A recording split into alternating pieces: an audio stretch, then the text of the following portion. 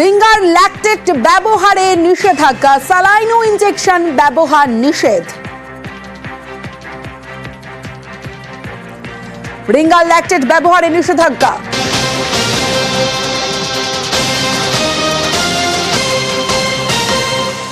Ringer lactate ব্যবহারে নিষেধাজ্ঞা, saline ও injection ব্যবহার নিষেধ। রাজ্য সব হাসপাতালে নোটিশ, রাজ্যের নির্দেশিকাতে ঠিক কি কি উল্লেখ করা হয়েছে, কি কি বলা হয়েছে জানাবে অভিজিৎ চন্দ্র রয়েছে আমার সঙ্গে।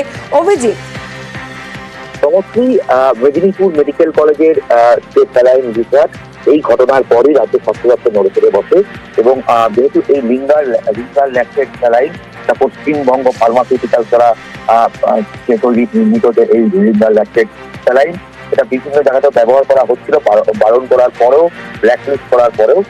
তারপরে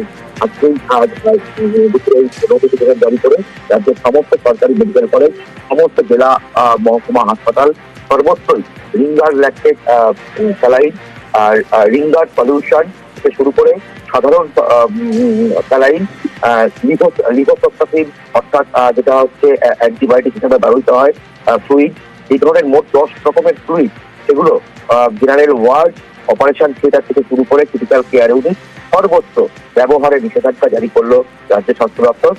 মানে প্রত্যেককেই বলা হয়েছে যে লোকাল পারচেজ করতে, অর্থাৎ এই পশ্চিমবঙ্গ ফার্মাসিউটিক্যালস দ্বারা যে সমস্ত রিঙ্গার ল্যাকটেট সহ বিভিন্ন যে সলিউশন গুলো, ফ্লুইড গুলো রাজ্যের বিভিন্ন সরকারি হাসপাতালে অবিলম্বে সেটা জরুরি ভিত্তিতে নির্দেশিকা জারি করা হয়েছে এবং প্রত্যেকটা সরকারি হাসপাতালে মনে হয়েছে লোকাল পারচেজ করতে অন্য কোম্পানি এই ধরনের ফ্লুইড গুলো। ধন্যবাদ অভিজিৎ। ফেল করা স্যালাইন আর সেই স্যালাইনের চিকিৎসা 24 ঘন্টা পরেও বিভিন্ন জেলার ছবিটা কি দেখাবো আপনাদের। রায়গঞ্জের ছবি দেখাবো, বাঁকুড়ার ছবি দেখাবো। তার আগে জানিয়ে রাখি, বিস্ফোরক রায়গঞ্জ মেডিকেলের এমএসভিপি নিম্নমানের স্যালাইন ব্যবহারে নিরুপায় তারা এমনটাই বলছেন। তবে তিনি কথা দিয়েছেন যে এবার থেকে আর সেই স্যালাইন ব্যবহার করা হবে না, প্রয়োজনে তারা বাইরে থেকে স্যালাইন কিনবেন, এমনই জানাচ্ছেন এমএসভিপি। একটা ওষুধ যখন আসে সেখানে সরকার তার গুণমান পরীক্ষা করে, তারপরেও যেটা দেখলাম যে মেদিনীপুরে হচ্ছে মাতৃ মৃত্যু ঘটেছে।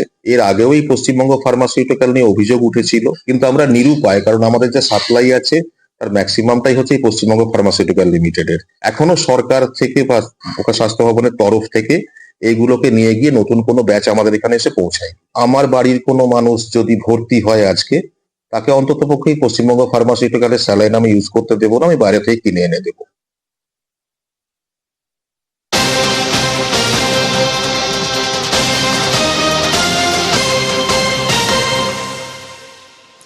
একই ব্যাচের স্যালাইন অন্যত্র ব্যবহার, সেখান থেকে কোনো অভিযোগ আসেনি, দাবি স্বাস্থ্য সচিব নারায়ণ স্বরূপ নিগমের।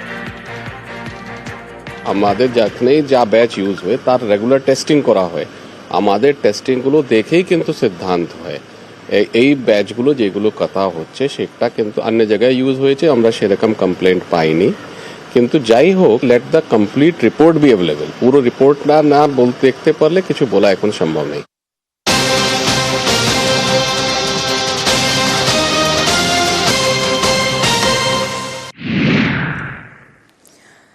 মেদিনীপুর মেডিকেলের ছবিটা আপনারা প্রত্যেকেই জানেন। বিষ স্যালাইনের বলি প্রসূতি, আর সেই বিপর্যয় তোলপাড়ের মধ্যেই এবার কেঁচো খুঁড়তে কেউটে রায়গঞ্জ মেডিকেলে, আর সেখানেও একই কোম্পানির স্যালাইন। স্বাস্থ্য ভবনের নিষেধাজ্ঞা জারি 24 ঘন্টা পরেও রায়গঞ্জ মেডিকেলের ছবিটা কিন্তু বদলায়নি। কেন ছবিটা বদলায়নি, কেন এইভাবে রমরমিয়ে এখনো পর্যন্ত পশ্চিমবঙ্গ ফার্মাকিউটিক্যালসের সেই স্যালাইন চলছে, জানাবে মুক্তা রয়েছে আমার সঙ্গে। মুক্তা, হাসপাতাল কর্তৃপক্ষ কি বলছে, কেন এখনো পর্যন্ত সেই স্যালাইন ব্যবহার করা হচ্ছে?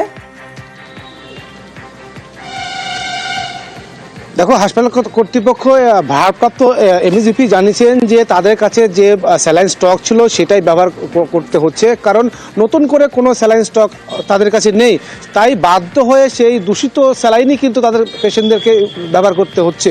কারণ সবচেয়ে বড় বিষয় যে যারা রোগীরা, আত্মীয় স্বজনরা রয়েছে, তারা কিন্তু আতঙ্কিত হয়ে পড়েছে যে চোপড়ায় যে ফ্যাক্টরি ছিল সেখানে রাজ্য সরকার সেই স্যালাইন বাতিল করেছে, কিন্তু সে 24 ঘন্টার মধ্যেই কিন্তু রায়গঞ্জ হবিগঞ্জে দেখা যাচ্ছে সেই স্যালাইন ব্যবহার হচ্ছে।